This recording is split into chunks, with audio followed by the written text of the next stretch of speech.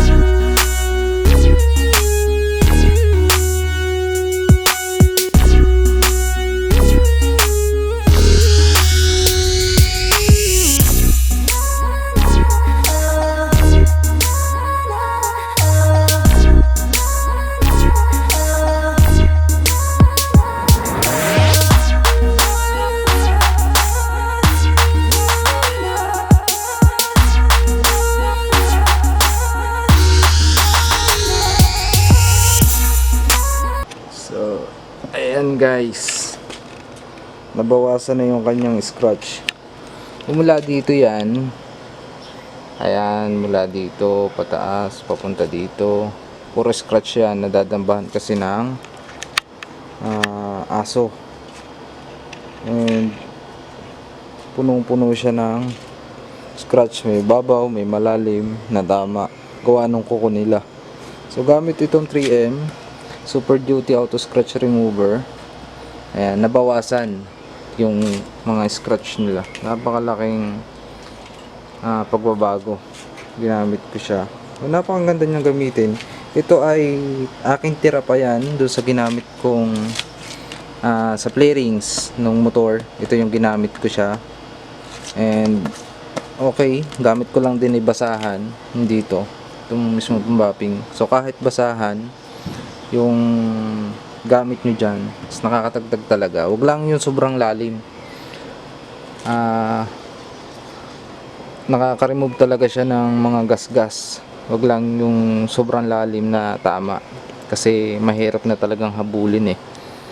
Pero so far naman, yung mga minor lang na scratch, yung mga mabababaw lang, remove talaga dito sa auto scratch remover ng 3M.